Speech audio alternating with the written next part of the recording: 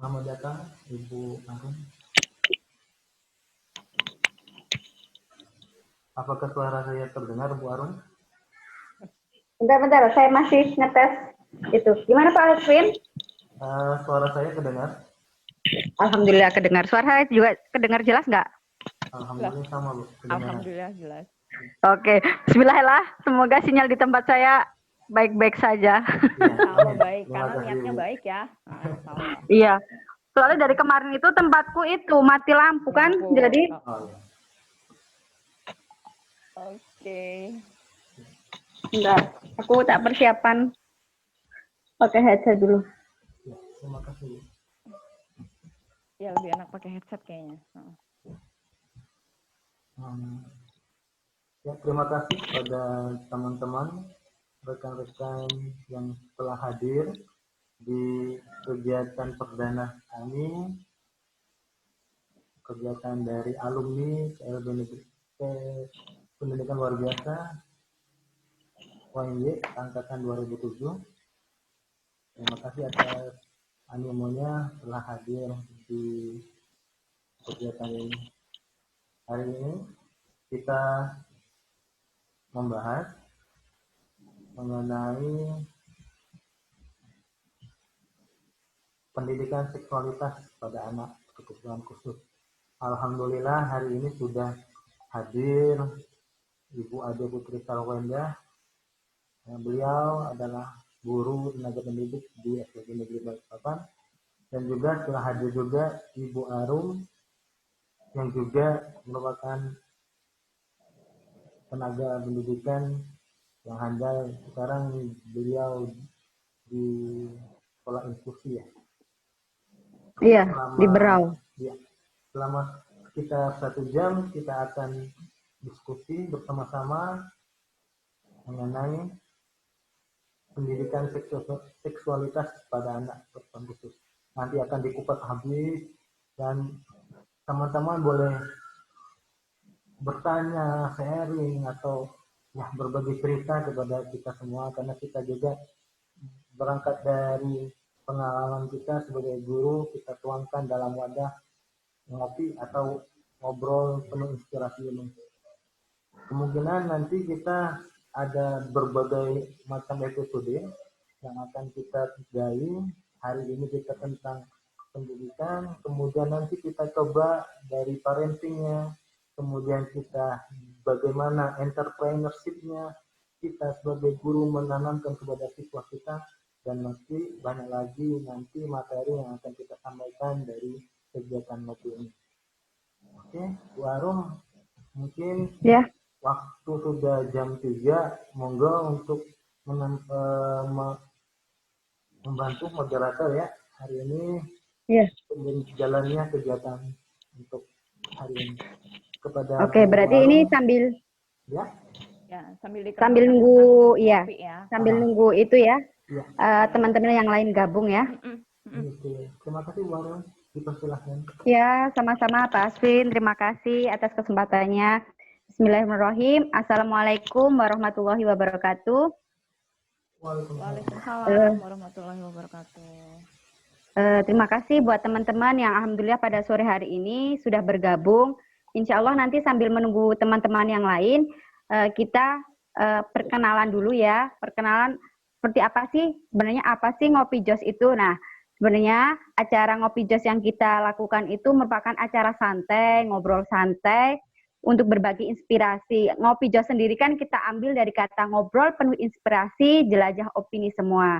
Sebenarnya acara Ngopi Jos ini merupakan acara yang dibuat atau gagasannya itu dari para teman-teman alumni PLB UNY angkatan 2007. Alhamdulillah kemarin kita sempat mengadakan reuni dan teman-teman punya ide. Alhamdulillah idenya itu direspon sama teman-teman yang lain. Dan hari ini merupakan hari perdana kita meluncurkan acara Ngopi Jos ini. Semoga untuk kegiatan ke depan acara Ngopi Jos ini juga bisa berjalan dengan lancar dan antusias serta partisipasi dari teman-teman. Kami harapkan juga untuk mendukung acara ini agar menjadi lebih baik lagi. Seperti itu untuk perkenalan tentang acara Ngopi Jos. Untuk acara Ngopi Jos yang pertama kali ini, insya Allah kita akan membahas tema tentang mengenalkan pendidikan seksualitas pada anak berkebutuhan khusus. Kalau kita membahas tentang pendidikan seksualitas itu mungkin untuk masyarakat Indonesia sendiri masih tergolong hal yang sangat tabu ya. Karena kalau orang mendengar pendidikan seksualitas itu pasti berhubungan dengan, oh itu yang berbau dengan hal intim Porno, atau ya. berbau dengan seks gitu ya. Ya, Itu porno. mungkin berbau dengan porno. Nah itu mungkin yang harus kita ubah pola pikir kita, konsep pemikiran kita. Soalnya kalau orang mendengar pendidikan seksualitas, mesti itu berhubungan dengan seks, berhubungan dengan sesuatu hal porno. Nah padahal itu kan berbeda ya Bu Ade ya. Beda. Mungkin itu yang harus kita perbaiki pola pikir kita. Sebenarnya apa sih pendidikan seksual itu dan kenapa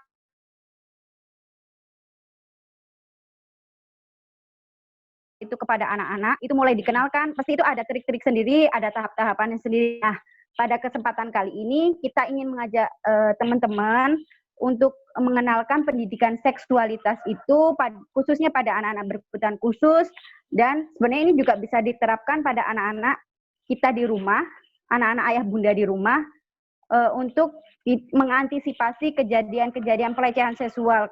Karena kita lihat sendiri di lingkungan masyarakat saat ini itu banyak sekali kejadian-kejadian pelecehan seksualitas, terutama sasaran korbannya itu pada usia remaja, usia anak-anak, dan anak-anak berkebutuhan khusus. Nah, kita kan berharapnya bisa meminimalisir sekecil mungkin kejadian itu tidak terjadi pada diri kita, pada keluarga kita, maupun pada anak-anak didik kita, begitu.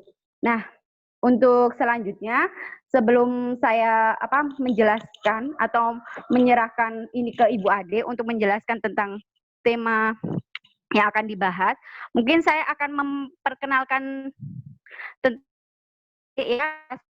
pada sore hari ini. Mungkin beberapa teman sudah mengenal Ibu Ade itu siapa, tapi bagi teman-teman yang mungkin belum mengenal, Ibu Ade itu merupakan guru, salah satu guru di SLB Negeri Balikpapan. Beliau juga merupakan putri daerah kelahiran Balikpapan, tapi hanya berdarah Jawa ya Bu Ade ya. Riwayat pendidikan beliau, dulu beliau pernah mengambil studi S1 di PLB UNY pada tahun 2007 dan melanjutkan studinya S2 Magister Manajemen di Universitas Wijaya Putra Surabaya pada tahun 2013. Untuk pengalaman yang pertama sudah ke luar negeri, satunya ke Korea. Untuk yang pengalaman pertama itu pada acara short course Maternal Reflective Method di Seoul National University of Education pada tahun 2019.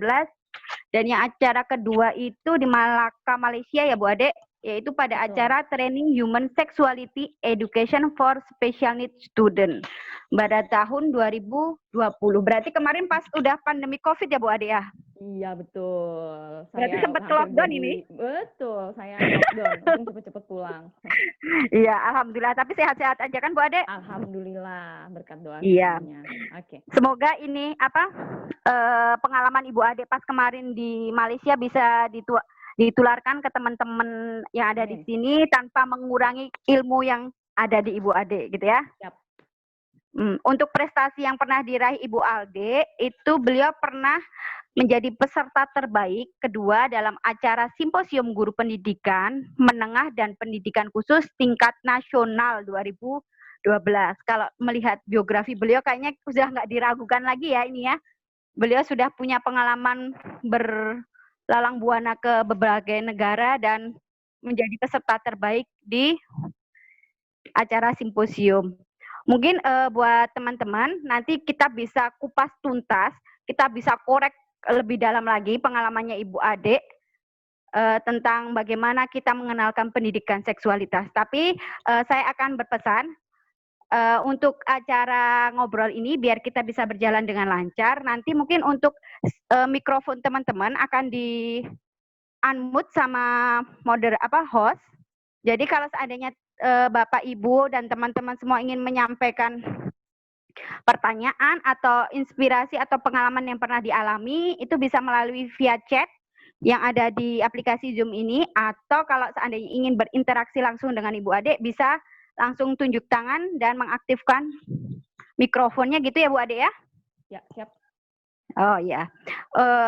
Oh ya, satu lagi ada hal, Bapak Ibu saya harapkan juga bisa tetap ini standby di depan laptop, di depan HP untuk mengikuti acara ini, karena nanti di akhir acara Ibu Ade akan ngasih pertanyaan atau kuis yang harapannya nanti Bapak Ibu bisa memberikan respon jawaban yang paling inspiratif, itu yang nanti akan dipilih salah satu peserta yang terbaik dan sangat terinspiratif, itu yang akan mendapatkan giveaway ya gitu Bu Ade.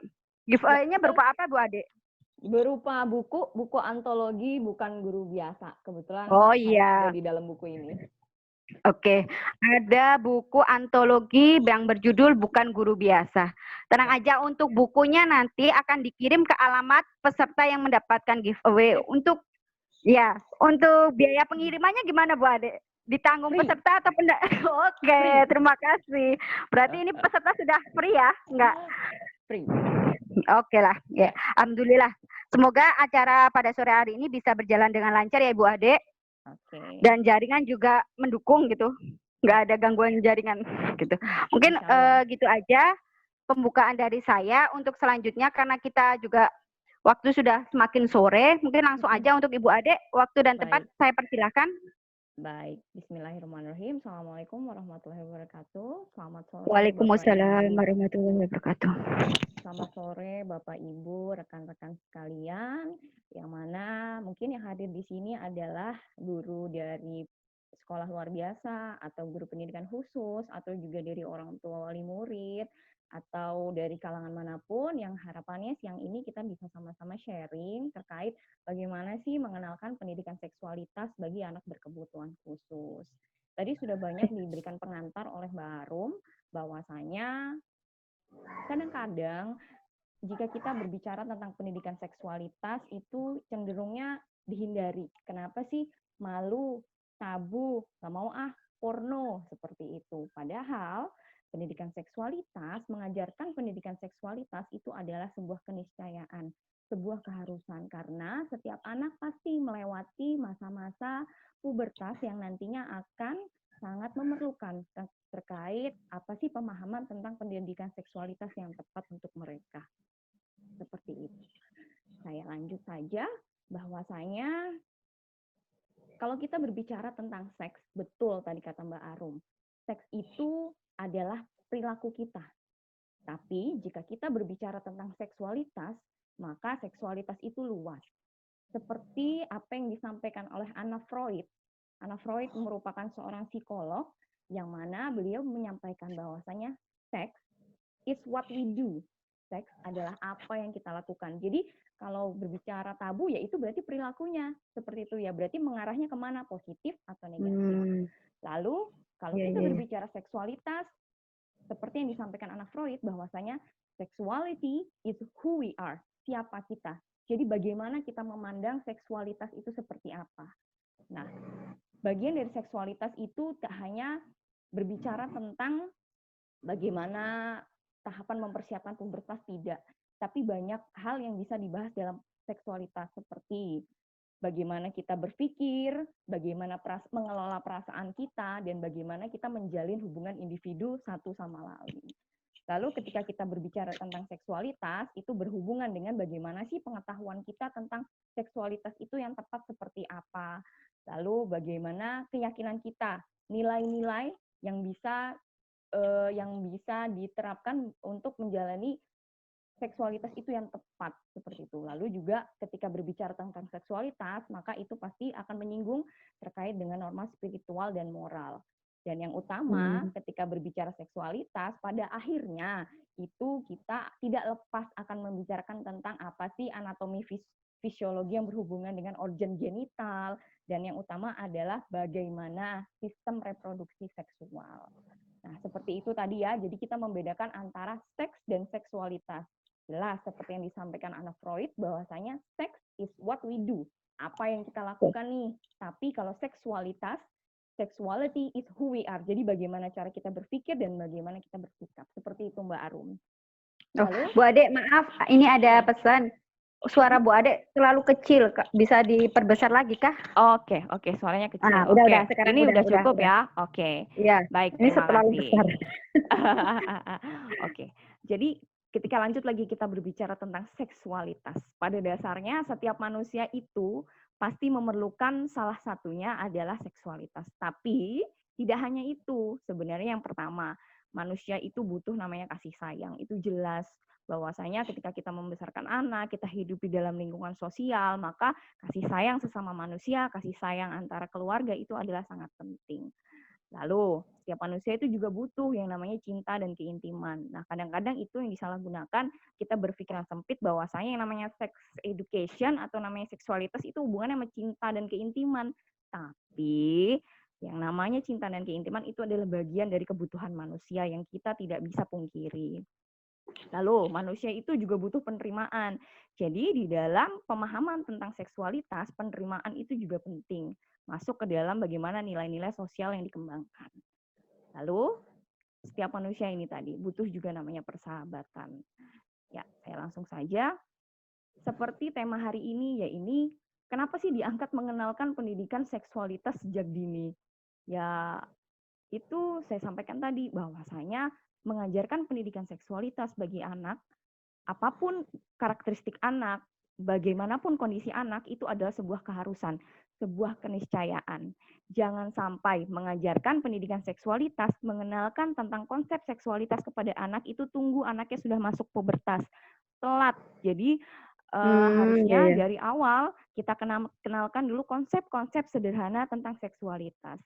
Jadi kenapa sih harus diajarkan? Karena ini hubungannya dengan untuk membangun sikap dari individu yang diajarkan itu, sikap yang sehat terhadap seksualitas, membangun kepercayaan diri, harga diri, juga memungkinkan mereka untuk menjaga diri mereka sehat dan aman.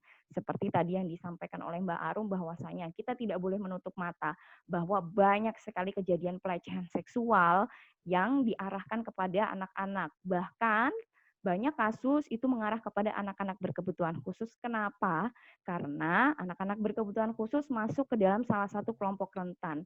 Nah, karena kerentanan inilah, maka kita sebagai guru pendidikan khusus, kita sebagai bagian dari pendidikan khusus, bagian dari yang mengajarkan, yang mendampingi anak-anak berkebutuhan khusus belajar, juga harus untuk menyisipkan konsep-konsep pendidikan seksualitas bagi anak berkebutuhan khusus. Juga berlaku sebagai, misalnya saya sebagai orang tua juga harus untuk mengajarkan sedini mungkin anak saya konsep tentang pendidikan seksualitas. Lalu, kapan sih harus diajarkan? Nah, itu tadi yang saya sampaikan.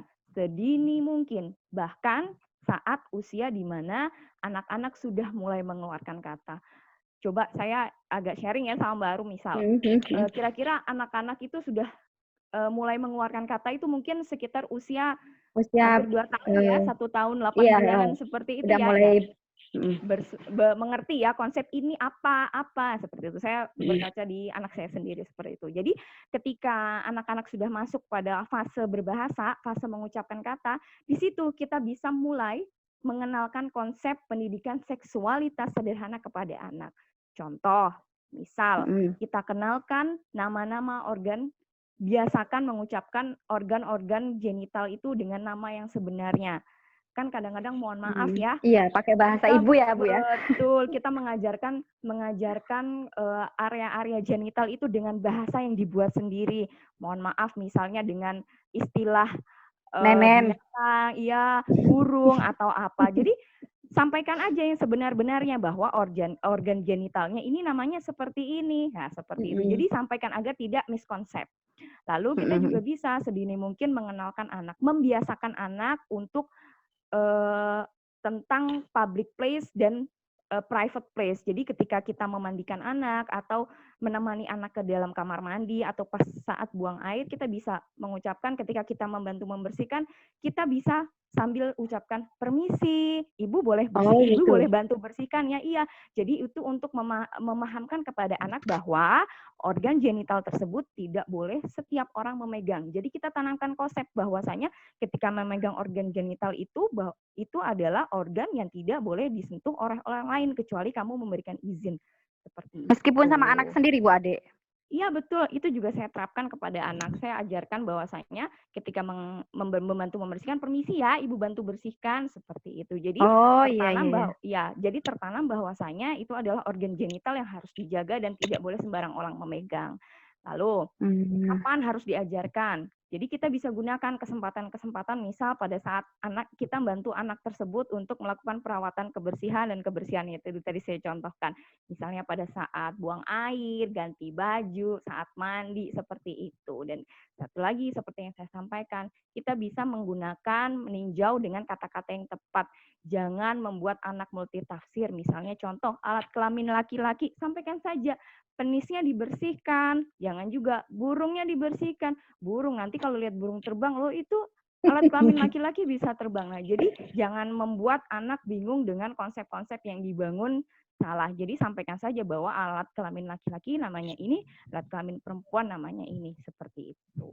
Oh iya. Lalu, apa sih sex education? Jadi, sex education itu tentunya kita semua sudah paham bahwasanya tidak hanya membicarakan pada hal-hal yang berhubungan dengan perilaku seksual, tapi juga bagaimana cara pandang kita memahami tentang seksualitas itu. Dari nilai, dari norma, dari bagaimana mengelola kesehatan reproduksi kita, dan yang terakhir adalah bagaimana menjaga diri kita, diri anak-anak kita, diri peserta didik kita dari yang namanya pelecehan seksual. Seperti itu. Itulah dari konsep sex education. Jadi jangan ada lagi konsep di dalam kepala kita, nggak mau ngajarin seks, malu, tabu, porno nanti aja tunggu waktunya.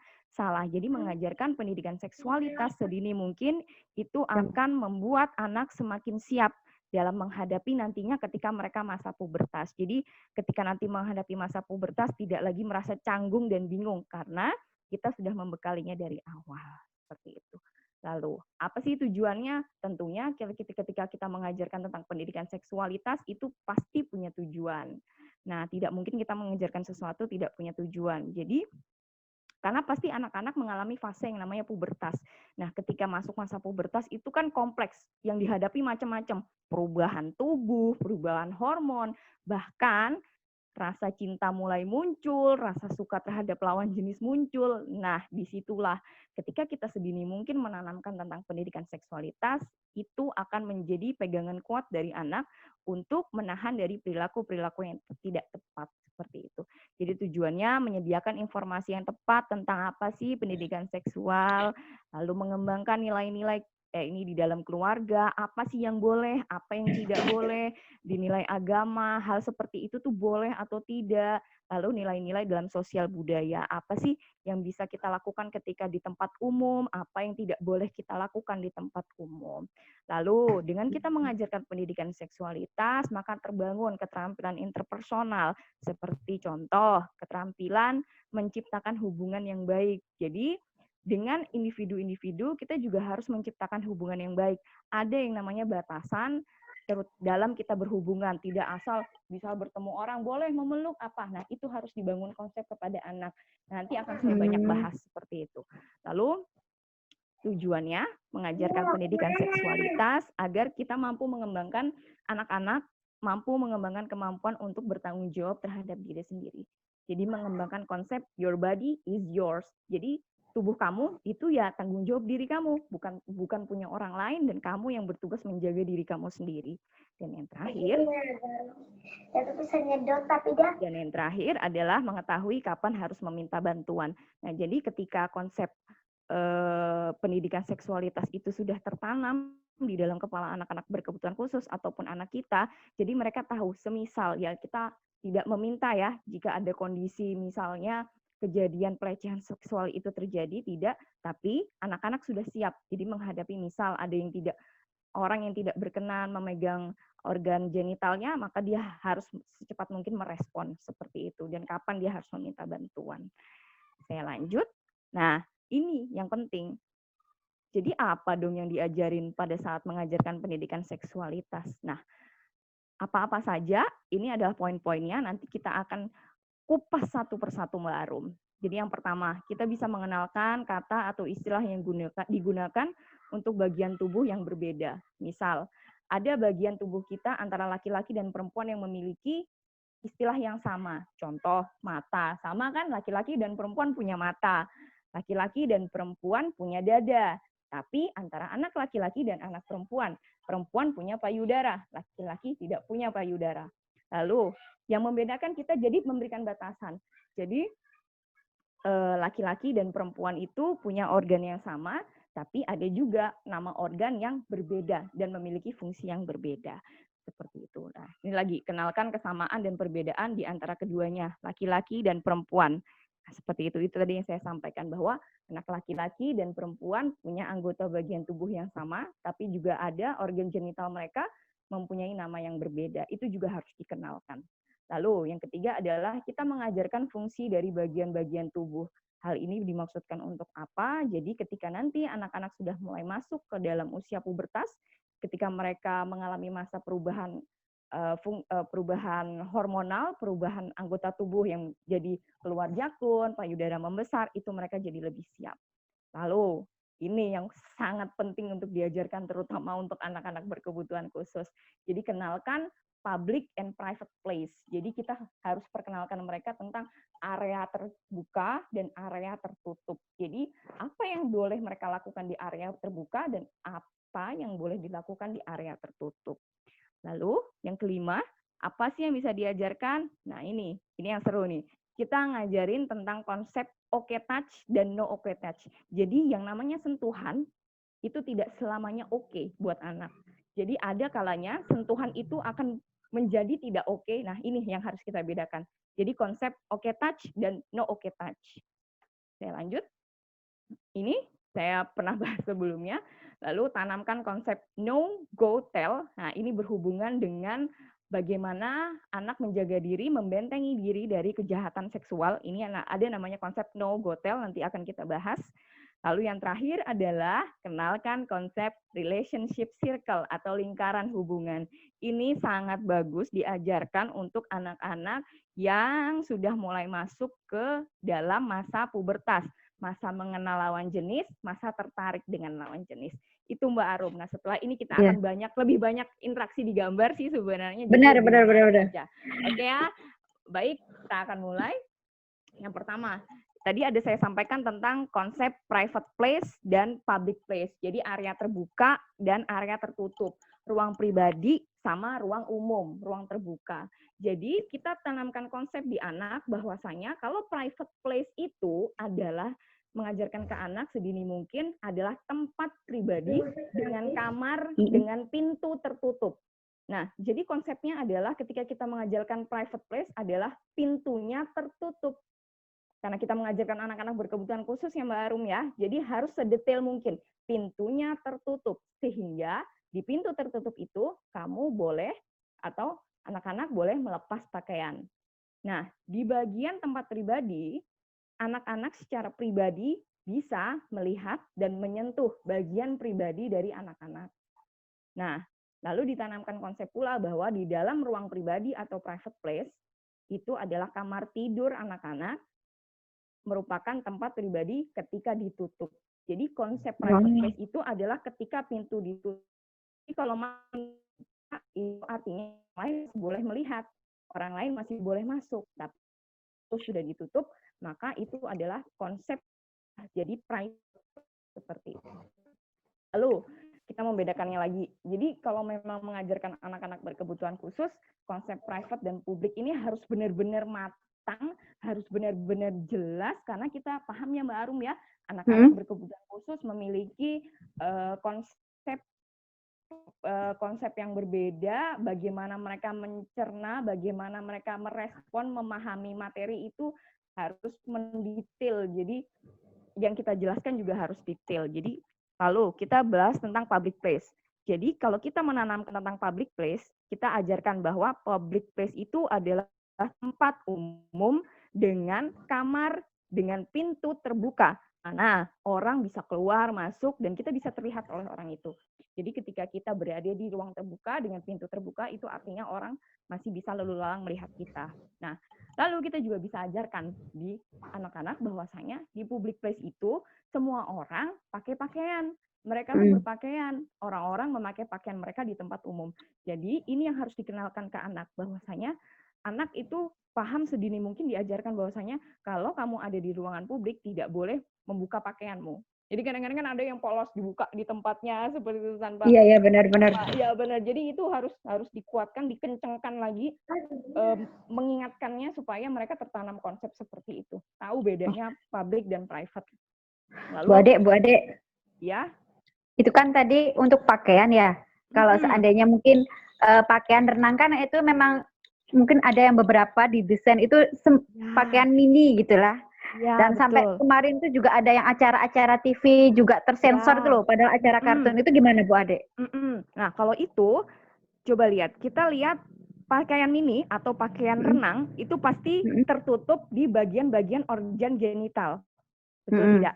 Pasti menutup di payudara dan organ vital. Nah itu yang kita sampaikan bahwasanya kalau orang menggunakan pakaian renang, mereka menutupi organ genital yang tidak boleh dilihat oleh orang lain. Seperti itu. Jadi menanamkan konsepnya seperti itu. Tapi kita tidak bisa menggunakan baju renang di tempat-tempat umum karena itu bukan tempatnya. Seperti itu. Jadi kita harus pintar-pintar memberi jawaban yang rasional aja kepada anak Mbak Arum. Gitu. Jadi lanjut. Nah, ini saya kasih contoh. Jadi ketika ngajarkan anak berkebutuhan khusus, nonsens kalau misalnya ngajarnya itu cuman pakai ucapan, nggak ada keterangan gambar atau nggak ada apa, itu nonsens, bisa dipahami. Jadi kita kasih gambar. Ini saya punya 5 gambar. Coba kita bisa sambil bermain, kita bisa sambil senang-senang sama anak, sambil mengenalkan konsep publik dan private place.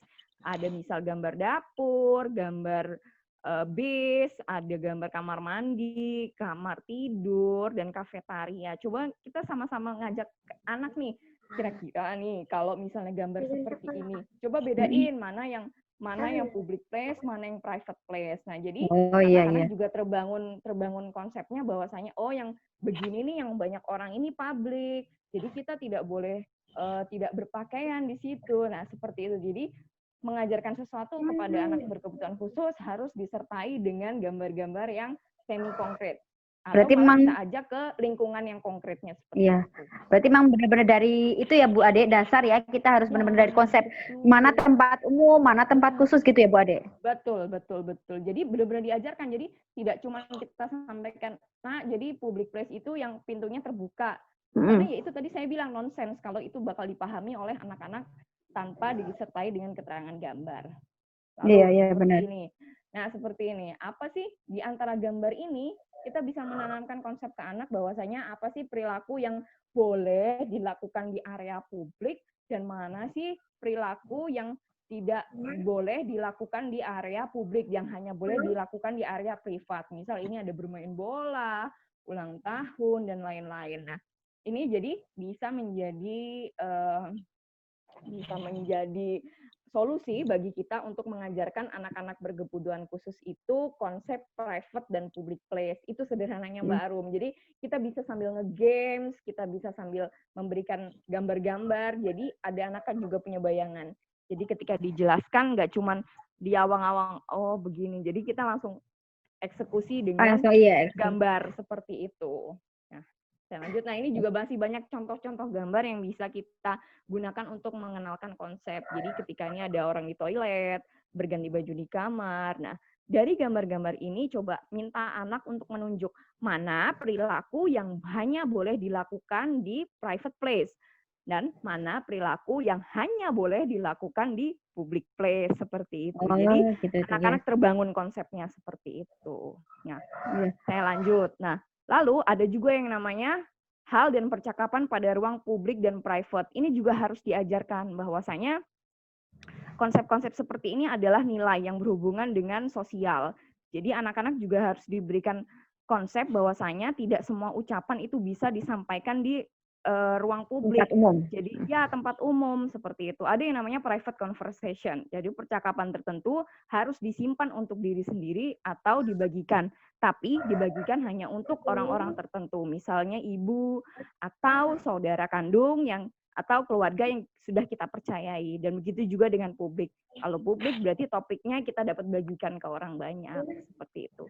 Nah, lalu yang kedua, ini yang mau saya lebih kenalkan lagi bahwasanya Kenapa ini menjadi penting? Ya. Karena saya menyadari bahwasanya anak-anak berkebutuhan khusus, karena mereka masuk ke dalam kelompok rentan ya Mbak Arum ya, kelompok rentan yang sering sekali memperoleh tindak aksi pelecehan, Iya, jadi lalu korban. atau betul jadi korban atau apa karena mungkin kurang paham tentang konsep okay touch dan no okay touch. Kadang-kadang orang bermaksud baik untuk memegang atau menyentuh, tapi kadang-kadang sentuhan itu bisa menjadi tidak baik, tapi tidak dipahami oleh anak-anak seperti Iya. itu.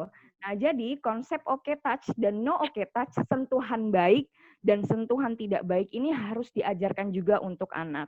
Jadi kita membedakan nih. Jadi sama dengan anak kita atau dengan siswa kita ajarkan. Kalau sentuhan yang baik atau okay touch itu adalah sentuhan yang menunjukkan perhatian, kasih sayang. Contoh, salah satu contoh okay touch itu misal membelai kepala. Ini adalah sentuhan yang baik.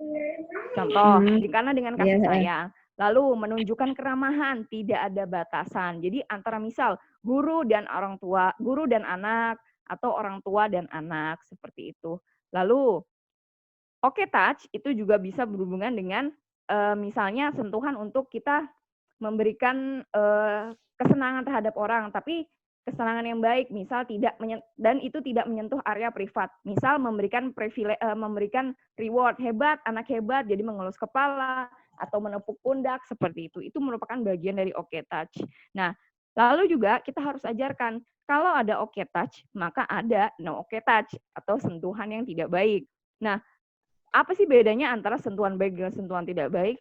Jelas, kalau sentuhan tidak baik itu menunjukkan paksaan.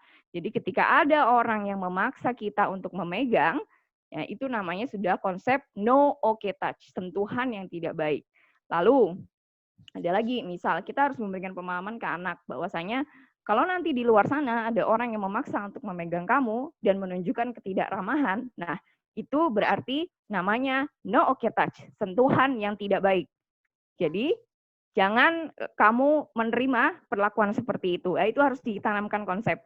Lalu yang ketiga, kalau itu sudah bukan sentuhan tidak baik, itu kalau menyentuh area privat, nah itu sudah sentuhan yang tidak baik. Nah ini harus dikenalkan dan diajarkan oleh anak-anak, kepada anak-anak. Nah ini saya ada beri sedikit contoh. No, okay, dan not okay touch contohnya. Nah, itu tadi ya Mbak Arum, namanya mengajarkan anak-anak berkebutuhan khusus, bisa juga kita terapkan di anak-anak kita nanti ya. Nah, ini kita berikan gambar nih. Dari sekian banyak gambar, ada yang namanya okay touch. Dan ada yang namanya no okay touch, good or bad touch. Baik dan sentuhan baik dan sentuhan buruk. Kalau salaman, kira-kira baik apa enggak? Baik, karena menunjukkan keramahan, atau kakak dan adik berpelukan, itu juga sentuhan baik. Nah, lalu ada di sini contoh seperti ini, menjambak. Karena itu berupa paksaan, maka ini merupakan salah satu contoh dari sentuhan tidak baik. Lalu ada ilustrasi di mana anak laki-laki dipaksa oleh seorang laki-laki untuk membuka celana, nah, seperti itu. Nah, ini bisa diajarkan kepada anak, apabila ada orang berlaku seperti ini, menunjukkan sentuhan yang seperti ini masuk ke dalam sentuhan yang tidak baik, karena menunjukkan paksaan, dan kamu tidak suka, itu masuk ke dalam sentuhan yang tidak baik. Yang terakhir ini ada orang laki-laki dan anak kecil melakukan paksaan, nah ini jelas sentuhan yang tidak baik. Jadi kita bisa memberikan perbedaan kepada anak-anak, mana sentuhan yang baik, mana yang Bu Ade, baik. kalau melihat ini kan tadi kita harus melihat ya orang gimana cara mereka menunjukkan kasih sayangnya.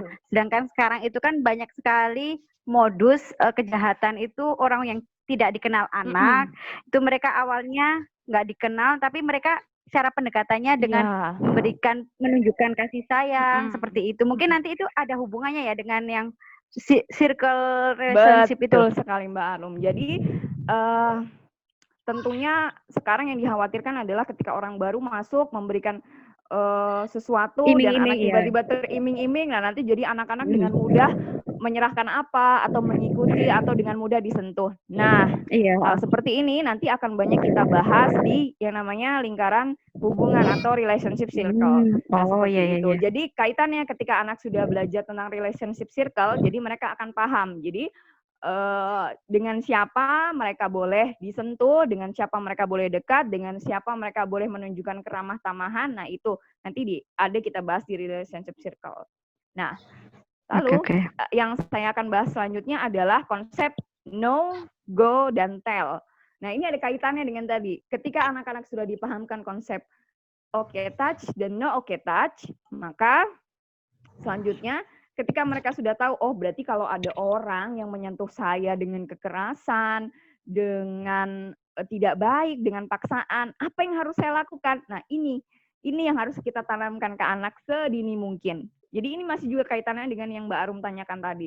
Jadi ketika ada orang baru menunjukkan keramah tamahan, atau kita juga nggak menutup kemungkinan ya Mbak Arum ya, bisa juga mungkin orang-orang terdekat atau orang-orang yang sekiranya ada di lingkungan anak, bisa juga hal seperti ini terjadi. Jadi penting bagi kita untuk menyiapkan sedini mungkin antisipasi untuk mereka, untuk berani mengatakan tidak, berani untuk secepatnya pergi, dan ini yang paling susah. Jadi menumbuhkan kepercayaan terhadap diri anak untuk bercerita.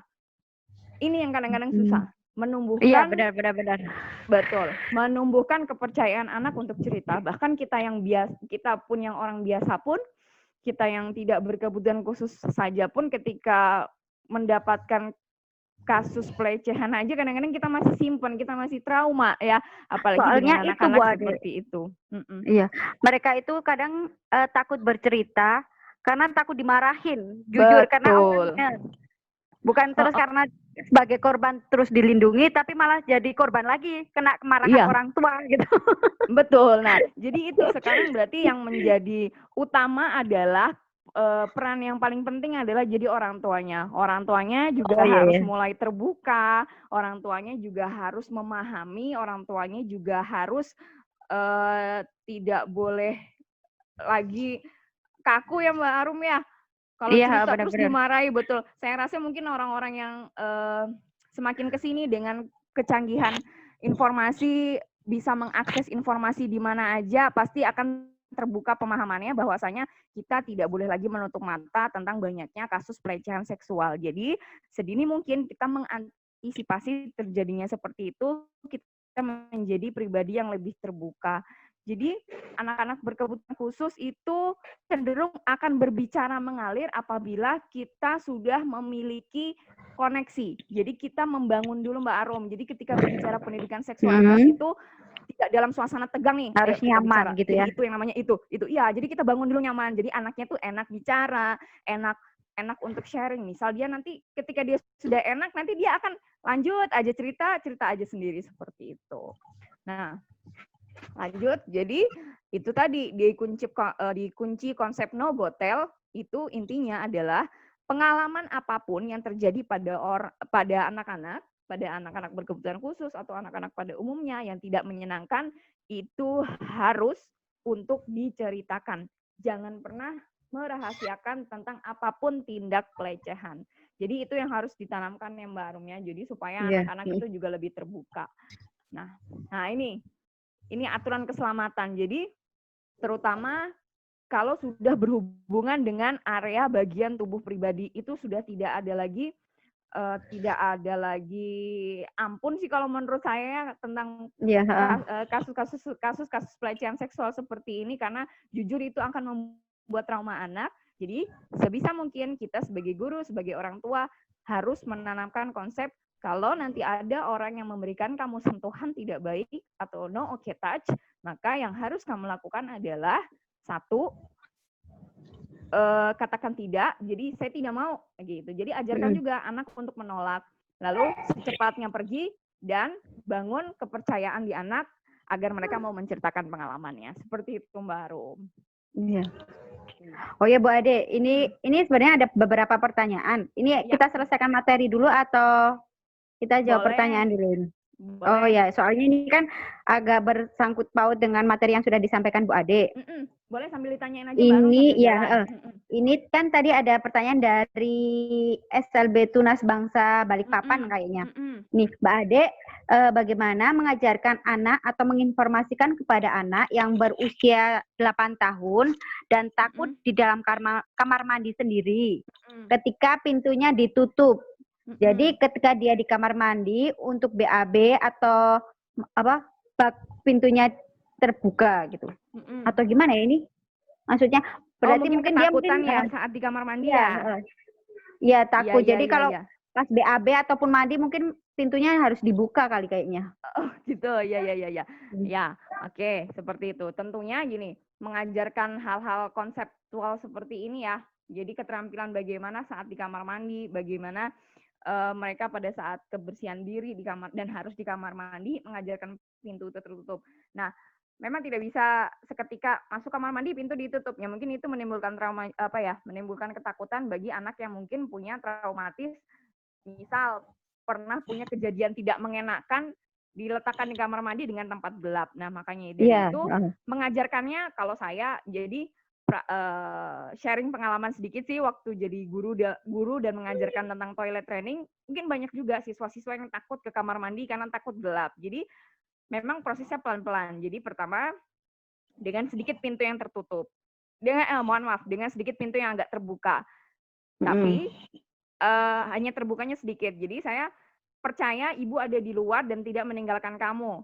Selesaikan untuk di kamar mandi secepatnya. Nah, lalu semakin ke sini karena tidak mungkin kan kita mendampingi di kamar mandi karena kita juga harus mengajarkan toilet training. Jadi lama-lama pintu itu ditutup, tapi pelan-pelan tidak saya lepas, tapi juga ibu tutup pintunya, tapi ibu masih ada di luar. Jadi kamu tidak perlu takut. Jadi intinya adalah itu tadi Mbak Arum. Kepercayaan dulu.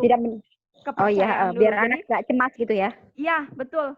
Apalagi anak berkebutuhan khusus yang Mbak Arum rentan sekali untuk cemas. Nah, jadi yang pertama harus dibangun adalah kepercayaan dulu, hubungan yang baik antara guru dan orang tua atau orang tua dan anak seperti itu. Jadi memang kenapa anak-anak takut gelap mungkin punya sisi traumatis, misal pernah dalam keadaan mati lampu terus sendiri atau apa deh, dan itu harus dipulihkan dulu dengan membangun kepercayaan itu dulu. Jadi pelan-pelan, bisa juga kan di kamar mandi itu ada lampunya yang menyala, jadi sebelum masuk kamar mandi lampunya nyalakan terlebih dahulu. Begitu sih Mbak Arum kalau sedikit sharing praktik-praktik yang pernah saya lakukan ketika ngajar toilet training di sekolah.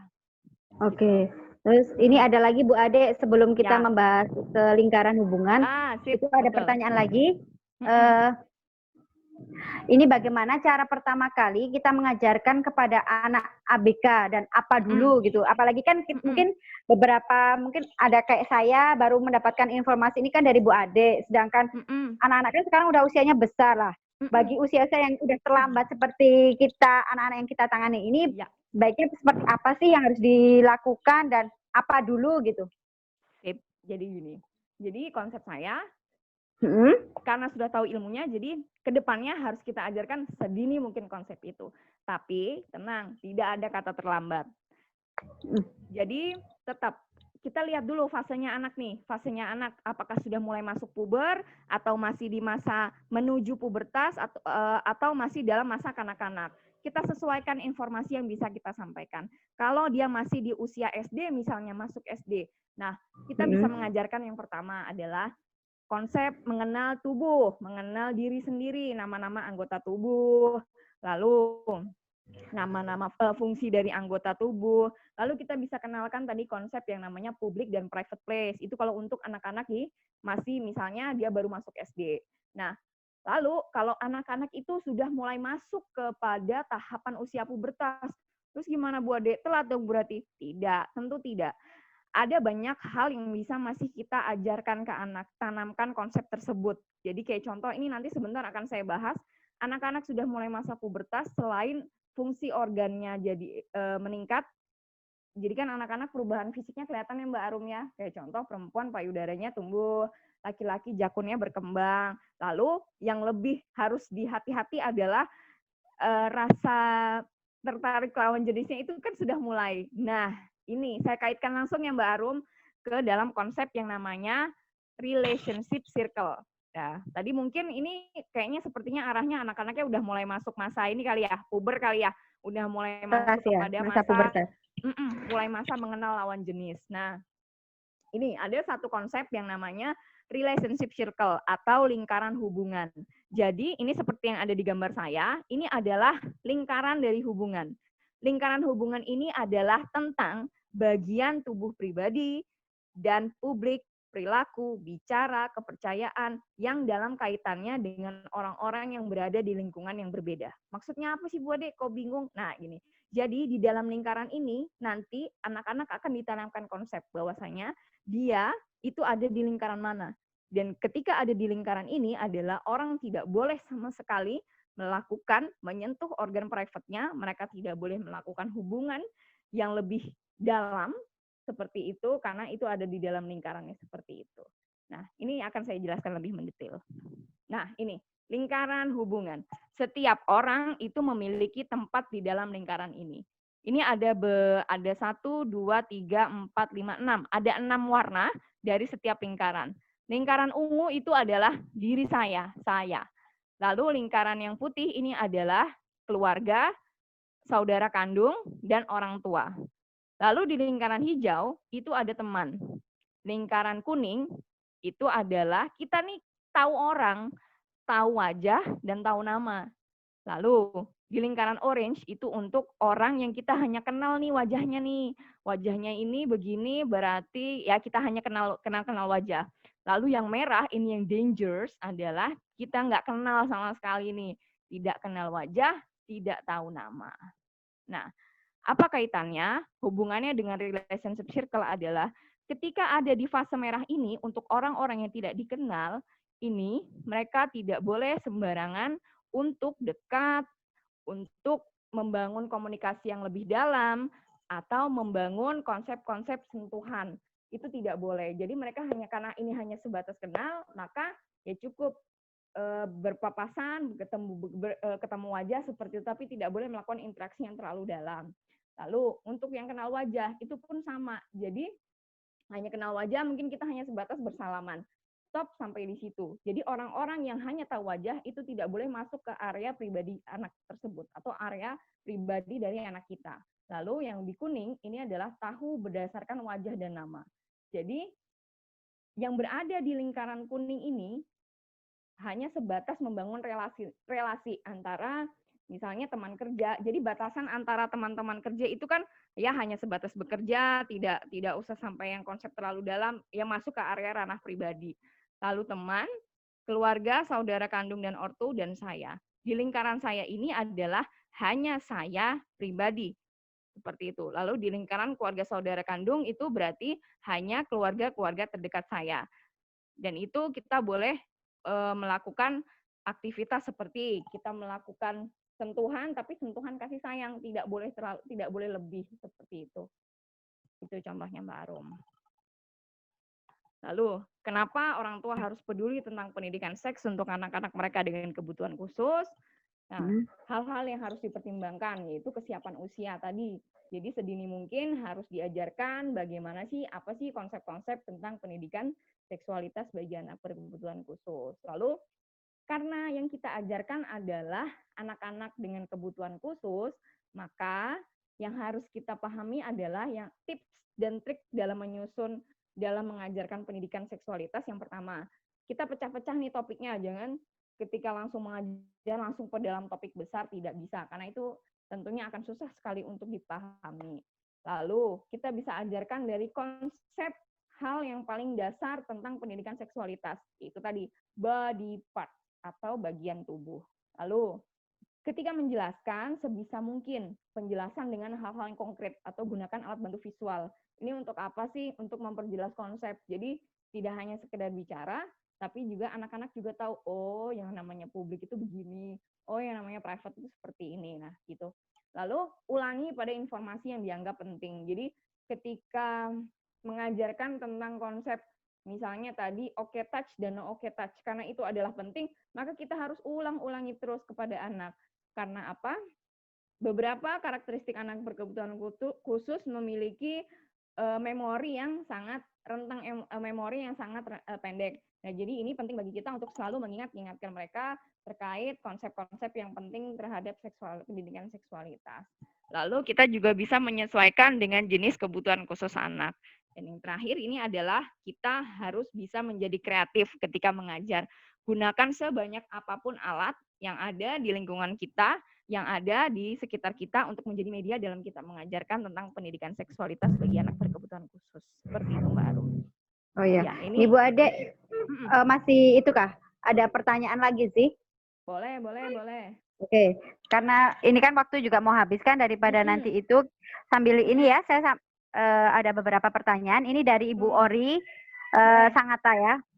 Ibu Ori ada 2 pertanyaan ini. Ibu, untuk memberikan informasi seperti ini sedini mungkin, untuk ABK usia berapakah idealnya? Terus atau anak harus sudah paham gambar atau bagaimana Ibu gitu kan? Terus soalnya kan kadang ada anak yang tahap perkembangan bahasanya kan mungkin ada tahap lagi pemahaman gambar, baru ada yang kata gitu kan? Nah itu Bu Ari seperti itu ya.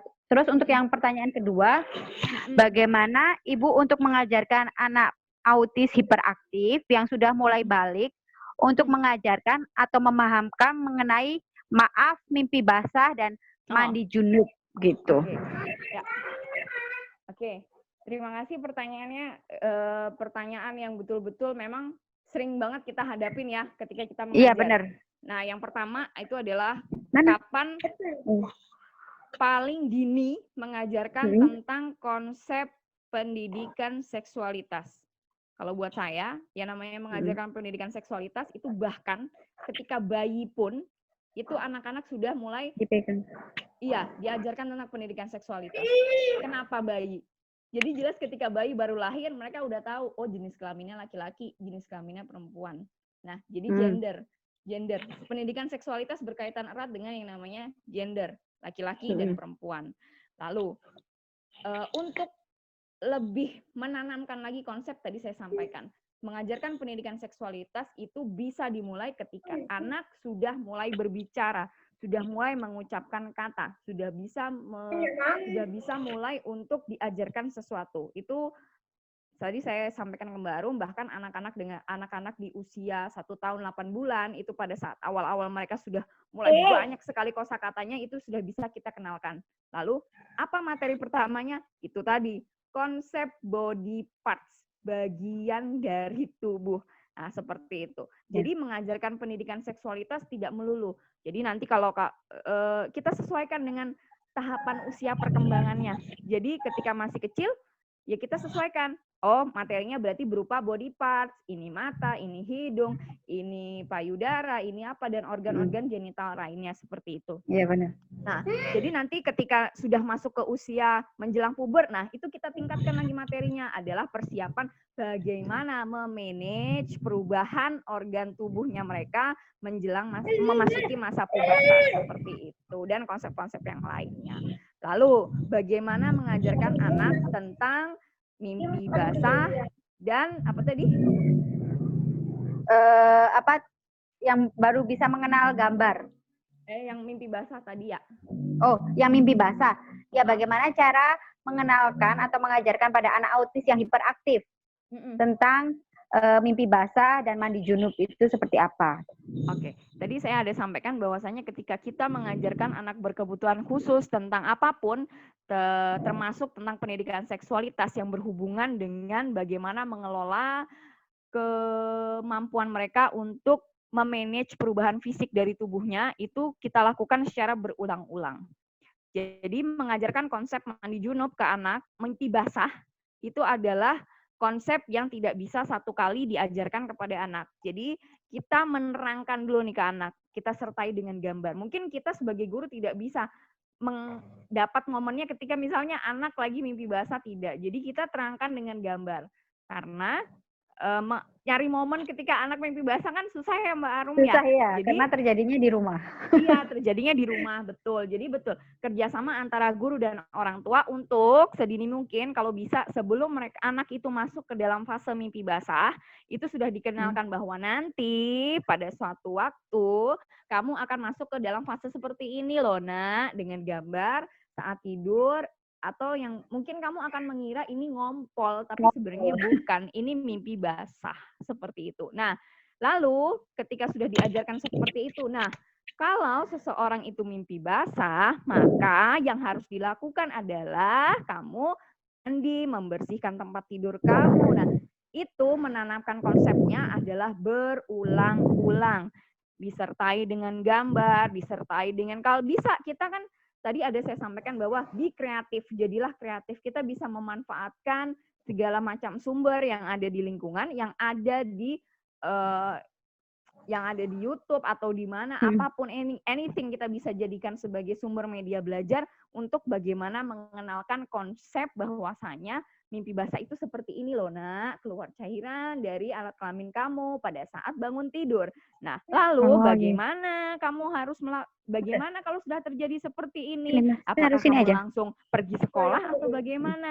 Jadi kita kenalkan dulu nih tahap-tahapnya ketika anak itu mimpi basah nih, jadi apa saja yang harus dilakukan. Jadi kita itu tadi memecah-mecah topik. Jadi tahapan pada saat terjadi mimpi basah yang harus kamu lakukan adalah 1, 2, 3, 4. Kita urutkan langkah-langkahnya, step-stepnya. Jadi itu sampaikan secara berulang karena itu tadi tidak semua anak berkebutuhan khusus bisa sekali tangkap. Betul, seperti itu. Dan utamanya adalah kerjasama dari orang tua. Ya, Bu Ade, itu kalau seandainya untuk menangani anak-anak berkebutuhan khususnya yang udah balik kayak gitu, itu baiknya di sekolah itu gurunya itu kita yang sesama jenis atau kadang kan ada yang udah balik laki-laki, gurunya perempuan. Nah, kadang kita juga ada batasan lah, nggak bisa secara vulgar untuk bisa apa atau baiknya gimana sih Bu Ade itu? Betul, ya. Jadi ketika kita mengajarkan,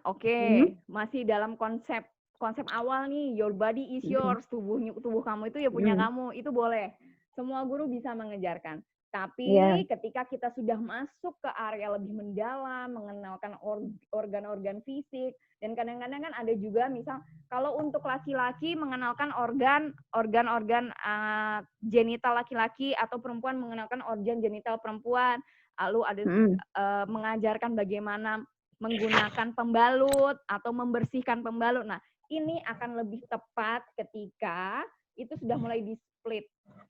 Jadi, guru laki-laki mendampingi anak laki-laki untuk lebih belajar mendalam mengenai bagaimana sih caranya mengelola masa pubertas mereka atau pada saat mandi itu tadi mandi junub atau mandi besar seperti itu habis mimpi basah.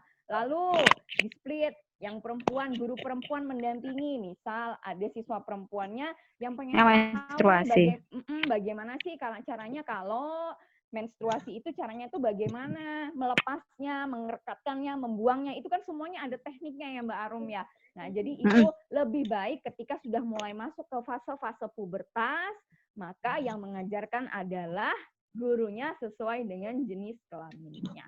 Oke, Bu Ade, gini, tapi kan kondisi di lapangan kan jujur ya, dulu saya pernah pengalaman di SLB, itu mencari guru laki-laki itu benar-benar sangat susah.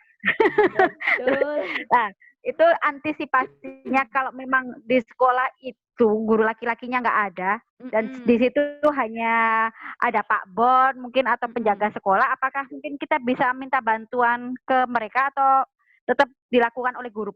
Bisa Mbak Arum. Jadi ini sharingnya Mbak Arum sedikit. Saya pernah menceritakan pengalaman saya dulu ketika ada salah satu siswa itu mengalami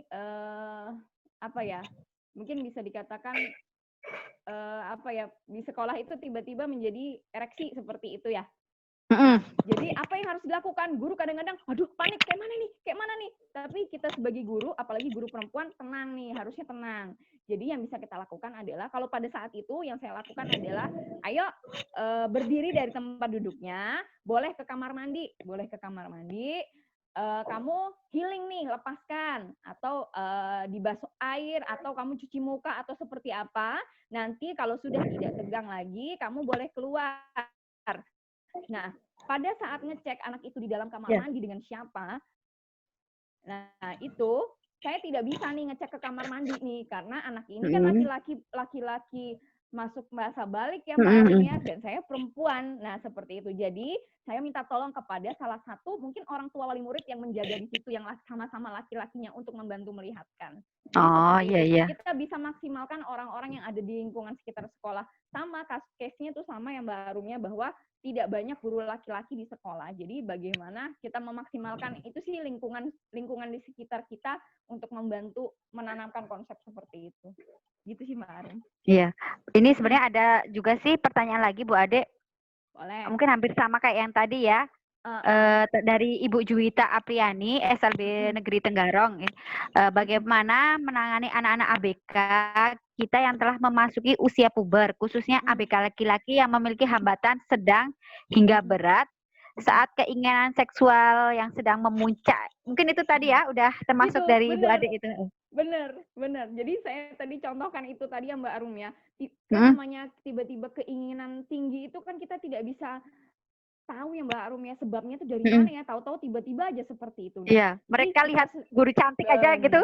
Bener Mbak Arum ya, bener banget. Jadi misalnya lihat yang bening-bening gitu ya, boleh. Karena ya itu tadi saya sampaikan, kita nggak usah malu sih bicara seperti ini. Jadi yang namanya anak sudah masuk masa puber, masa balik, ya itu kan ketertarikan terhadap lawan jenis itu kan nggak bisa dipungkiri Mbak Arum. Nah, benar-benar. yang membedakan adalah ketika anak itu berkebutuhan khusus dan tidak berkebutuhan khusus, anak berkebutuhan khusus itu tadi reaksinya lebih terbuka. Jadi mereka tidak tahu loh kapan mereka harus nggak bisa ngontrol gitu juga ya. Bisa ngontrol. Jadi kalau di situ terasa ya udah di situ aja. Nah, jadi peran kita sebagai guru adalah membantu mereka untuk menghilangkan rasa seperti itu dengan itu tadi seperti contoh yang saya lakukan, dan ini saya juga udah sharing dengan waktu itu saya kegiatan di Malaysia. Benar yang dilakukan adalah dibawa ke kamar mandi, tapi harus diingat harus dipantau berapa lama dia di kamar mandi dan harus ada yang mengawasi seperti itu. Dan yang mengawasi adalah minta tolong dari rekan guru laki-laki untuk mengawasi seperti itu. Jadi ini adalah salah satu bagian dari pembelajaran. Jadi ya memang kita menyadari bahwasanya anak-anak berkebutuhan khusus memiliki hambatan ketika mengontrol perasaan seperti itu ya Mbak Arum ya. Yang namanya perasaan seperti ini kan dialami oleh siapapun. Nah, yang menjadi PR adalah ketika ini terjadi di anak berkebutuhan khusus. Jadi PR kita lebih banyak nih bagaimana mendampinginya, bagaimana membiasakannya. Nah, itu seperti itu. Contoh yang bisa kita lakukan Mbak Arum. Iya. Apalagi sekarang ini pas lagi masa pandemik, pendampingan orang tua di rumah itu lebih maksimal kali ya. Untuk mengajarkan pendidikan seksualitas. Betul. Ini seiring dengan slide saya terakhir Mbak Arum di akhir sesi ini. Jadi yang terpenting adalah guru dan orang tua harus membangun komunikasi dan kerja sama yang baik dalam memberikan pemahaman tentang pendidikan seksualitas yang tepat bagi anak. Jadi pendidikan itu tidak hanya berhenti di sekolah, tapi rumah adalah tempat pendidikan paling utama di anak. Iya benar. Guru itu memiliki peran juga untuk support bagaimana pendidikan bagi anak berkebutuhan khusus itu bisa berjalan maksimal, terutama ini di masa pandemi. Jadi guru memberikan role model yang baik dan orang tua bisa harapannya bisa meneruskan itu, bisa menjalankan bagaimana hal-hal yang sudah dicontohkan di sekolah dan dilakukan oleh guru selama mengajar di sekolah kepada anak ketika di rumah. Seperti itu Mbak Arum. Oh iya. Oke, Bu Ade, ini ada pertanyaan terakhir Bu Ade. Boleh. Maaf, mau nanya, kalau ini dari siapa ya, Ibu Siti Masitoh.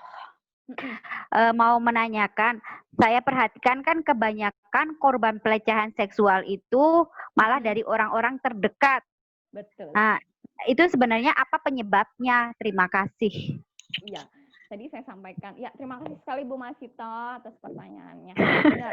Jadi ini membuka pemahaman kita ya Mbak Arum ya. Jadi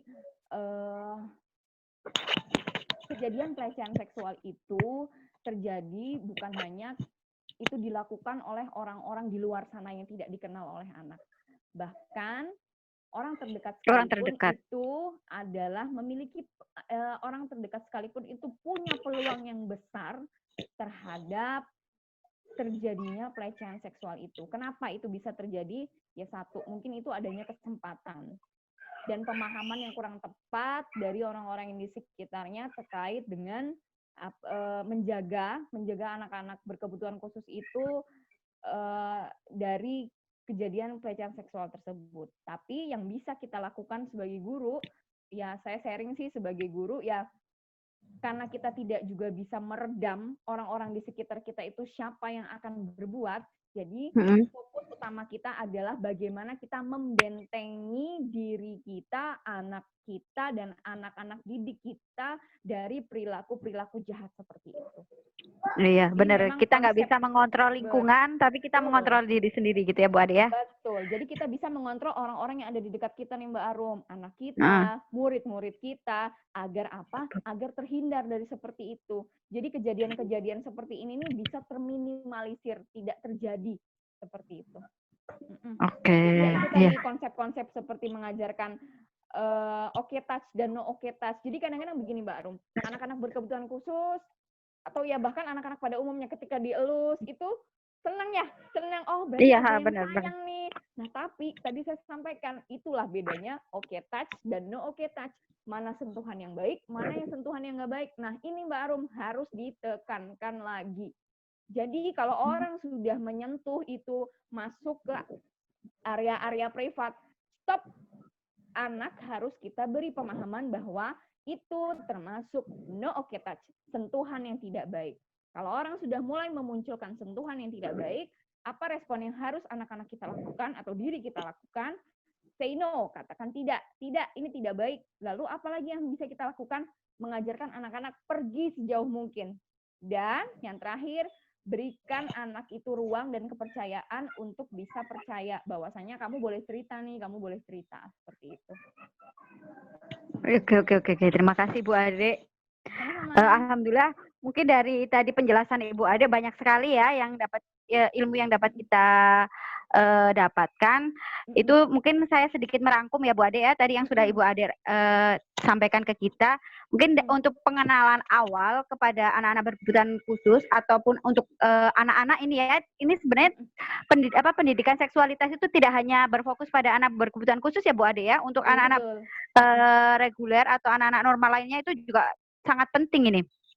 Itu kita harus mengenalkan sejak awal itu dengan pemberian label pada bagian-bagian tubuh itu dengan nama-nama asli gitu ya, nggak boleh pakai nama bahasa ibu.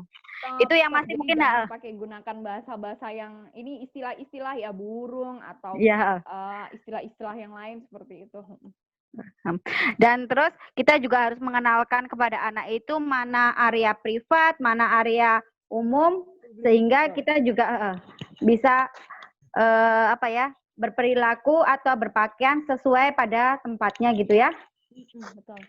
Oh iya Bu Ade, saya karena ini membahas tentang itu tempat privat gitu, kan kadang ada anak yang sampai udah kelas 3, kelas 4 itu tidurnya masih sama orang tua. Itu kan berarti harusnya udah nggak boleh ya, itu gimana Bu Ade? Ya itu tadi yang bisa kita lakukan sebagai guru atau sebagai orang tua ya terutama ya, mulai membiasakan.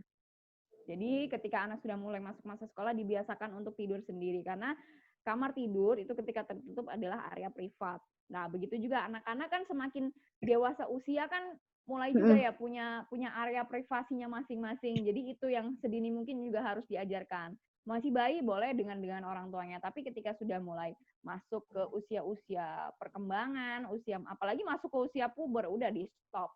Jadi kuncinya adalah orang tuanya, tegas. Walaupun itu ABK ya Bu Ade ya? Iya tetap.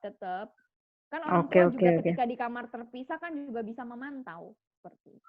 Iya benar. Berarti orang tua ini berarti kunci utama untuk mengajarkan pendidikan seksualitas itu di orang tua ya. Iya, peranan penting.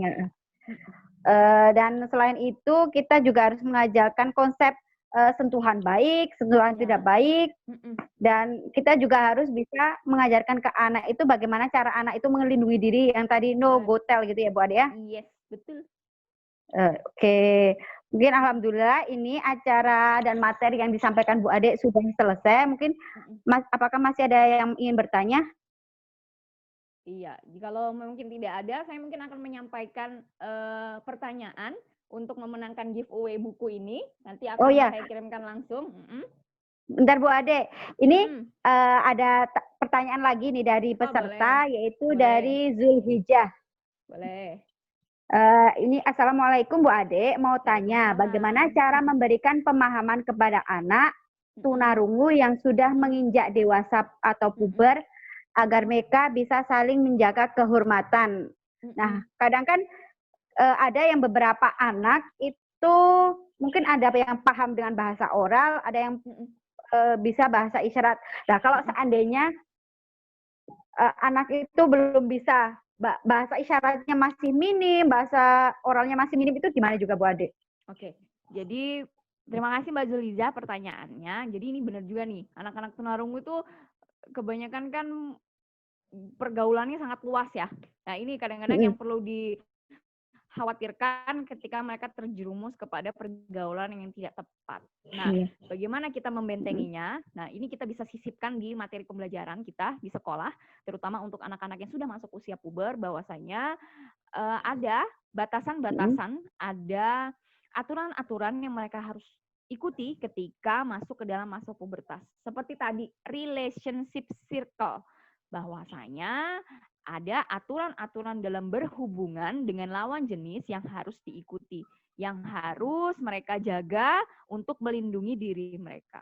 Lalu bagaimana nih kalau anak itu tidak bisa dengan oral, tidak bisa dengan isyarat?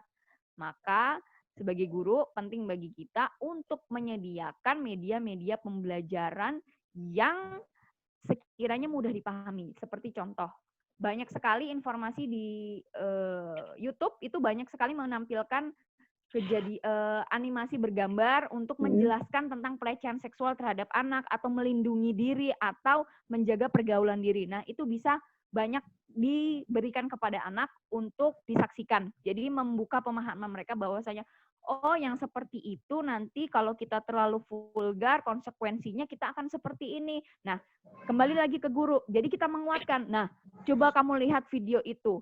Ada konsekuensi apabila kita tidak bisa menjaga diri kita dengan baik. Nah, tidak bisa menjaga pergaulan kita. Nah, itu yang terus ditekankan oleh guru. Jadi, anak-anak semakin lama semakin terbangun. Oh iya, jadi kita apalagi sudah masuk masa puber ini rawan. Kalau kita terjerumus ke pergaulan yang tidak baik, nanti konsekuensinya seperti ini. Saya yakin bahwasanya anak-anak tunarungu yang tidak memiliki hambatan ganda, pasti mereka bisa bernalar ya, Mbak Arum ya. Mereka bisa mengkaitkan. Mereka bisa mengkaitkan, oh iya, jadi mengkaitkan sebab akibat. Jadi kalau misalnya nanti saya begini, nanti akibatnya begitu. Nah, jadi pintar-pintar kita menggiring mereka ke pemahaman. Ditayangkan video yang berhubungan dengan kegiatan, misalnya aktivitas pergaulan bebas dan konsekuensinya. Lalu kita guru penguatan. Nah, kalau lihat seperti itu, terus nanti jadi seperti ini, kamu mau? Nanti mungkin dia akan berpikir, oh enggak, saya kan masih sekolah. Nah, gitu. Jadi kita bisa lebih santai Mbak Arum. Jadi kita tayangkan video kalau memang anaknya tidak bisa berisyarat secara kompleks ya, dijelaskan secara mendetail begini-begini, lebih baik kita terangkan lewat video, lalu kita jelaskan secara sederhana yang langsung mengena pada intinya. Oke, ya. Kalau di pengalaman saya. Ya, terima kasih Ibu Ade. Mungkin ada dari peserta, Bapak Ibu yang ingin bertanya langsung, berinteraksi langsung dengan Bu Ade sebelum kita nanti tutup acara pada sore hari ini. Boleh. Mungkin ada yang mau berinteraksi atau bertanya langsung sama Ibu Ade. Boleh kita sharing kayaknya pengalaman ya. Iya, nggak harus bertanya sih, benar, nggak harus bertanya. Mungkin yang dulu ada pengalaman pas waktu ngajar di SLB ataupun penanganan pas menghadapi anak-anak berkebutuhan khusus.